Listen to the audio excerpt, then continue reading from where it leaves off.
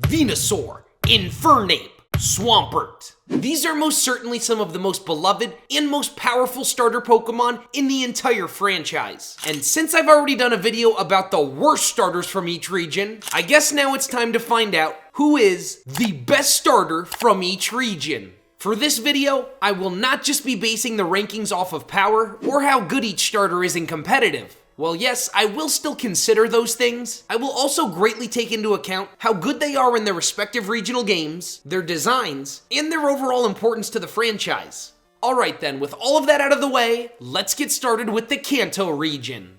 In Kanto, we have three incredibly iconic Mons, and certainly the most well-known starter trio in Pokemon history. But I mean, come on, we know the best here is Charizard. Yes, this might be kind of a cliche pick, but Charizard is literally the second most important Pokemon of all time. Seriously, it goes Pikachu 1, but then in second is certainly Charizard. While both Venusaur and Blastoise are some of the most well-known Pokemon ever, they just simply can't compare to the likes and prominence of Charizard. From a gameplay perspective, Charizard is always the most commonly picked starter for any Kanto playthrough. And while the start of these playthroughs can often be tough due to Brock and Misty, once you get into the mid-game as a Charmeleon, it really begins to hold its own, and then when it fully evolves into a Charizard, it will likely anchor your whole playthrough team. I can certainly say that Charizard is the best option when it comes to a Fire-type Pokemon in Kanto. Then as far as competitive battling, Charizard has kinda been all over the place. Early on it was alright, but then when these things called Stealth Rocks got added into Gen 4, that was not good for our fire and flying friend here. But Charizard rose like a phoenix in Generation 6 thanks to the addition of not one,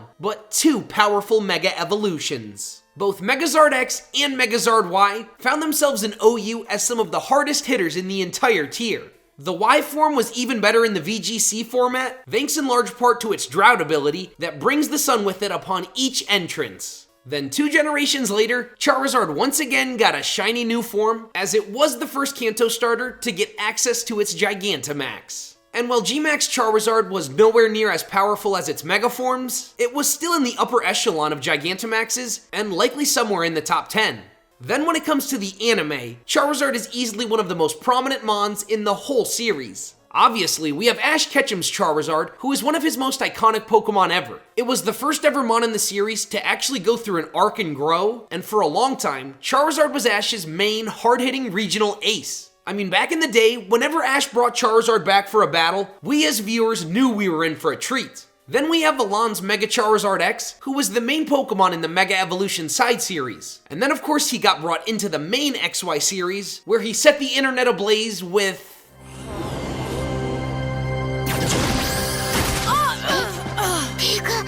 Next was Leon's Charizard, who was basically the final boss battle for the entire culmination of Ash Ketchum's journey. This Charizard was insanely powerful, as displayed throughout the Journey's anime, and it became more or less the poster boy for Gigantamax. But we also got an awesome one-off series with Red's Charizard in the Pokemon Origins story. It was basically the main Pokemon of that series, and it is arguably the strongest of any of these listed Zards. And that's not even to mention the likes of Kiawe's Charizard, Trevor's Charizard, Liza's Charizard, and most recently, Freed's Charizard.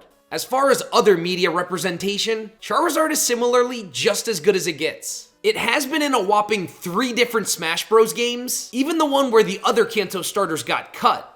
And then I of course have to mention that Charizard has the single most iconic and sought after card in the entire TCG. So yes, the Pokemon Company obviously loves to promote Charizard, but it's rightfully so. Charizard has played an instrumental role in the series, and it has certainly helped the franchise become the worldwide phenomenon that it is today. I really don't think it's too crazy to say that Charizard is one of the most iconic and most well-known fictional characters of all time. Now in Johto, we got one of the trios of starter Pokemon of all time. That's for sure. Are they great, or are we just nostalgic for them? I guess that's for you to decide, but of these 3, I've chosen Feraligatr as the best.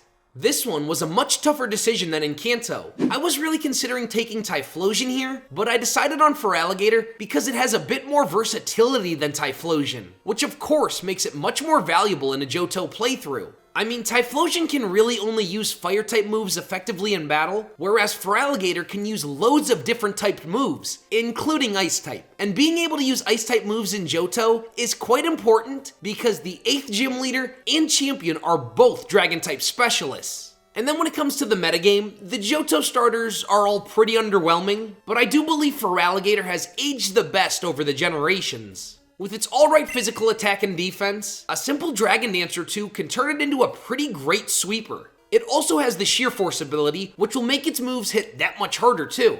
And while Feraligatr itself didn't really receive much attention ever in the main anime, Ash Ketchum at least had an awesome Totodile who worked great as a comedic relief Pokemon. And then I'd like to wrap up this entry here by just discussing Feraligatr's design.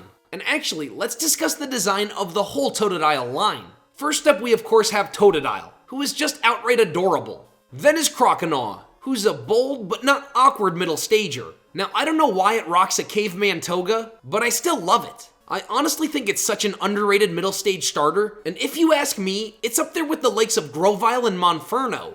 And then finally is Feraligatr. It boasts an incredibly menacing design, while still having elements of its previous forms shine through. And how could I not mention that Feraligatr has likely the most iconic back sprite in all of Pokemon. All in all, the Totodile line does everything a great starter line should do. It's a natural looking progression from cute to powerful without any added gimmicks or nonsense that we often see in modern starters. The Hoenn region certainly introduced the greatest trio of starters in all of Pokemon, so deciding who the best of the best was not easy, but ultimately I've decided on Sceptile as the best starter from Hoenn. For a long time, I was totally neutral on all three starters from Generation 3. I absolutely love them all equally, and I found myself using one in each separate Hoenn game. But my love for Sceptile really took off when I saw Ash Ketchum's in the anime. In the Advanced series, it was the first time that Ash would ever only be using one starter from a respective region. And boy, did they hit it out of the park here with Sceptile. Throughout the series, it went through a really solid arc, and I really do believe that this Pokemon helped Ash grow as a trainer too. It was great as a Trico, and then really cool as a Grovyle. But when Ash fully evolved it into a Sceptile, it became an absolute beast. Sceptile would go on to pull off some insane feats, like one-shotting a Darkrai, catching Speed Form Deoxys, flying, and even sweeping through Frontier Brains. And yeah, I could go on and on about Ash's Sceptile, but in short, let's just say it is easily one of Ash's best ever Pokemon, and it certainly deserves a spot on Ash's hypothetical ultimate team.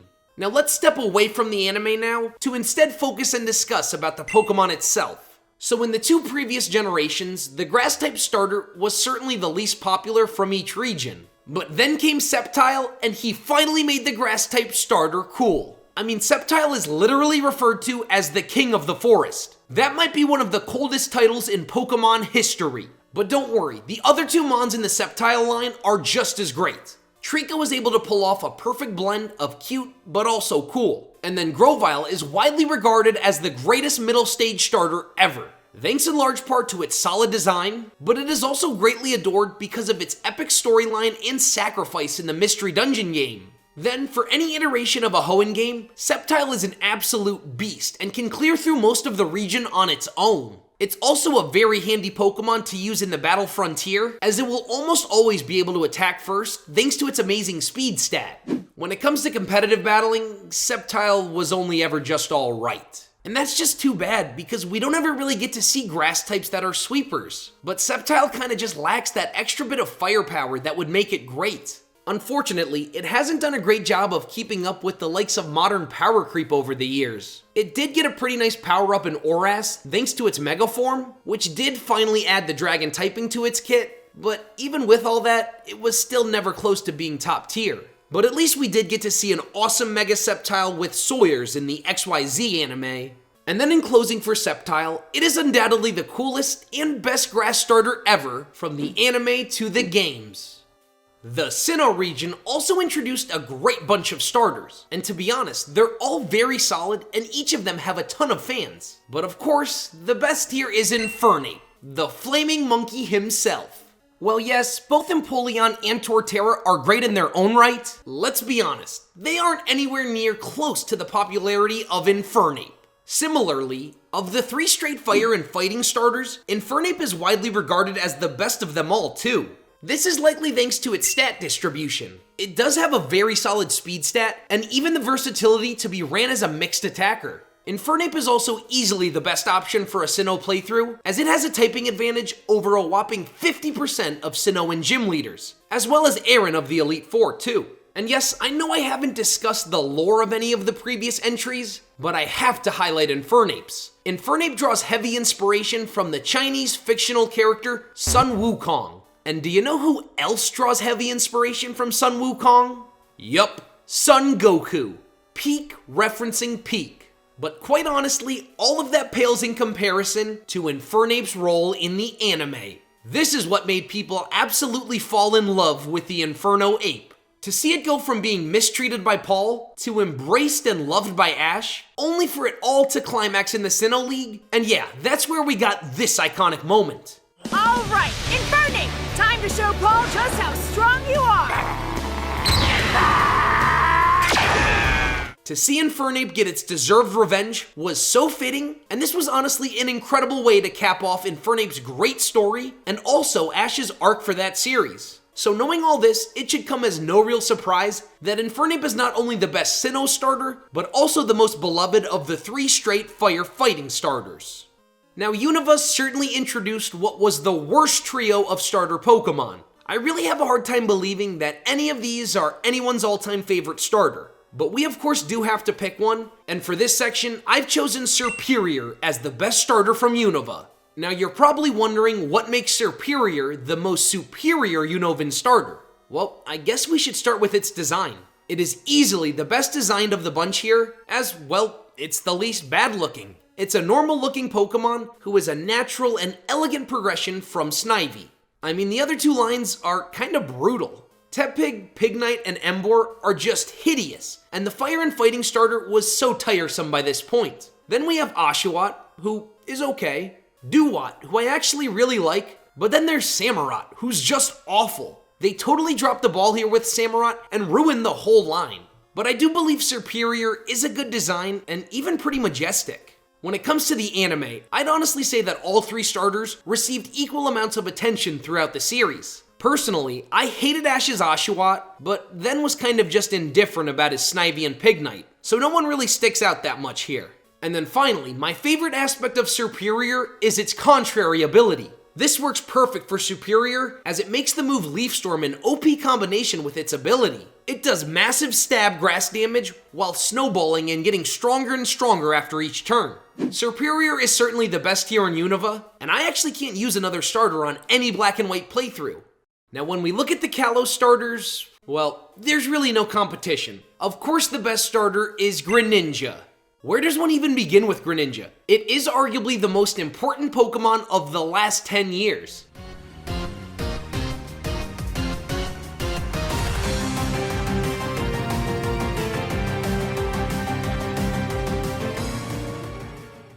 I mean, it did win a poll held by Google in the year 2020, as it was voted the most popular Pokemon of that year.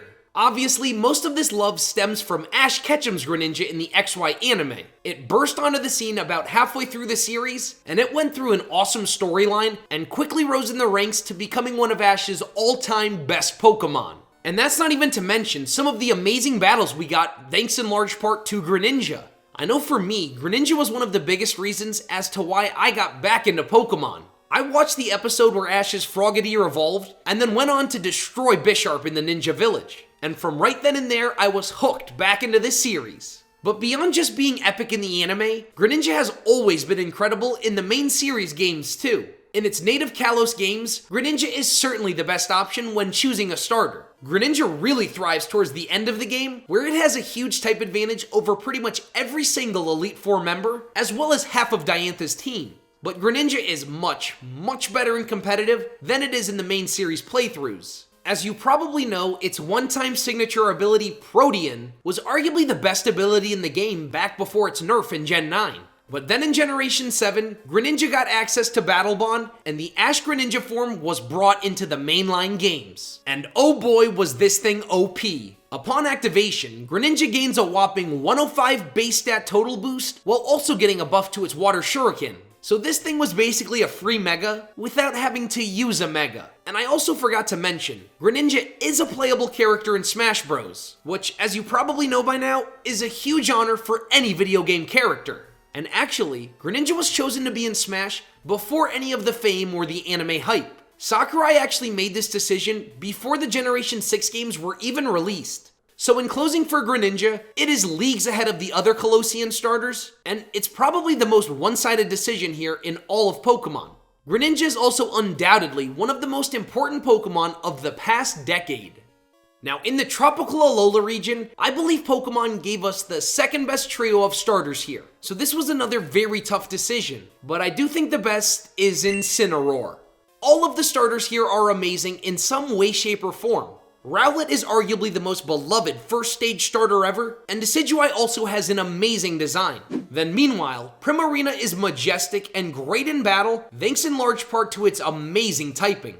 But then you've got Incineroar, who is a wild and formidably great Pokemon in its own right. But I did give the edge to Incineroar for 3 reasons. First is Smash Bros. If you can earn a spot on that roster, that basically means you're a gaming icon. Second is Ash Ketchum's Incineroar.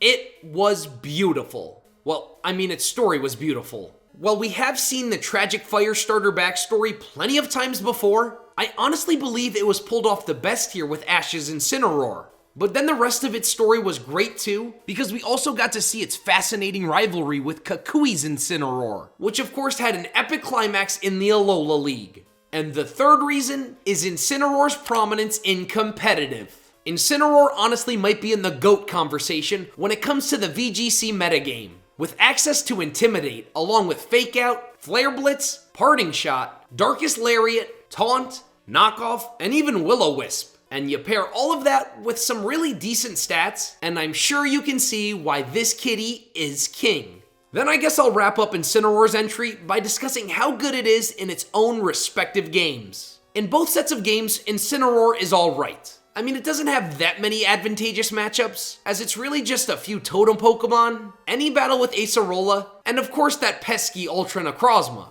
In all honesty, Primarina is actually the best option, as it bodies pretty much every major battle. But I ultimately decided to give Incineroar the edge because it's in Smash Ultimate, Ash's in the anime was awesome, and it's one of the greatest VGC Pokemon of all time. So in the Galar region, they introduced a very bad bunch of starters. Like seriously, who likes these guys? But I do have to make a selection here, and I have decided on Rillaboom. I made this selection mostly because I just think Rillaboom is the least bad of the Galar starters. Let's start by taking a look at all of their designs. Now, I never like when a Pokemon is too gimmicky, and it's arguably at its worst here. Cinderace is just okay at best. I can kind of appreciate the soccer player gimmick, but I definitely don't love it. Then there's Inteleon, who is arguably the most disgusting looking Pokemon of all time. But then there's Rillaboom, who on its own is actually pretty nicely designed. A grass ape is totally fine, and it's something we haven't ever seen before. But I just absolutely hate its goofy drum it spawns out of thin air when it enters battle. I think most times it's pretty stupid whenever a Pokemon relies on a prop as its gimmick, and especially when it's something as obscure as a drum set. Okay, well let me stop hating on Rillaboom and talk about what I actually do like about it. First, it is surprisingly solid in competitive battling. Over the years, it has seen a ton of usage in competitive thanks to its Grassy Surge hidden ability, which then gives it priority to the move Grassy Glide, and its base 135 attack stat makes this move actually hit really hard. And as of recording of this video, Rillaboom is in the OU tier for Smogon. I can't honestly ever think of a time when a mono grass type was in OU, so that just goes to show how much of a monster this thing can be. In the Sword and Shield games themselves, Rillaboom is pretty good. It does have a few good matchups, but I do think the Scorbunny line is actually a bit better for a Galar playthrough, but Rillaboom is certainly the next best option. Then as far as the rest of the line, I like it. Grookey is definitely the cutest of the Galar first stagers, and Thwackey is just alright. And oddly enough, the Grookey line was the only starter line to not fully evolve under the ownership of Go in Pokemon Journeys. Meanwhile, he did fully evolve both his Cinderace and Inteleon while using them both a lot more in battles and missions. Although you can say Rillaboom's reputation was made up for thanks to Leon's, as it was a monster who was constantly sweeping through champion level Pokemon. So in closing, while I certainly don't love Rillaboom, I do think it's solid in just about every way possible and worlds better than the other Galarian starters. And finally, we have the latest bunch of starters here with the Paldean trio. And while I personally don't love any of them, I gotta admit they are all very solid in battle. But of the three, I find Skeledirge to be the best in Generation 9.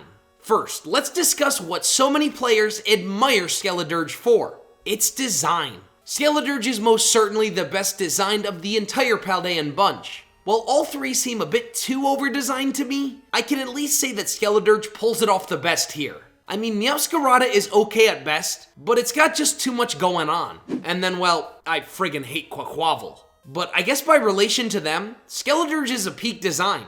Even its first stage Fuecoco was absolutely adored upon reveal, thanks in large part to its great and very cute design. Next, as far as usage, Skeledirge is actually sneaky good. It has a great typing in Fire and Ghost, and as we have seen many times before, that is indeed a top tier combo. When we take a deeper look into its stats, sure, nothing really jumps off the page at you, but Skeledirge does have an awesome signature move in Torch Song, which does raise its special attack stat after each use. Then of course its hidden ability is Unaware, so ultimately Skeledirge can set up with Torch Song while also negating any of its opponent's stat boosts. It's able to be both a wall and a slow sweeper, which is a pretty niche but powerful role that really only Skeledirge can do at an effective level. This line has also taken a leading role in the anime because as of right now, Crocalor is the main partner Pokemon of Roy, and I do have a strong feeling that he'll be evolving him into a full-on Skeledirge soon. In closing here, the utility you can get from Skeledirge is really tough to beat, and I mean I personally really love Fuecoco, so it definitely earns a spot as the greatest starter from Paldea. Well guys, that's that. Those are the best starters from each region. But of course, this was only my opinion, so be sure to let me know who your favorite starters are in the comment section below. And be sure to click here to check out the worst starter Pokemon from each region, or here to check out the top 10 hardest battles in Pokemon history. Thanks guys!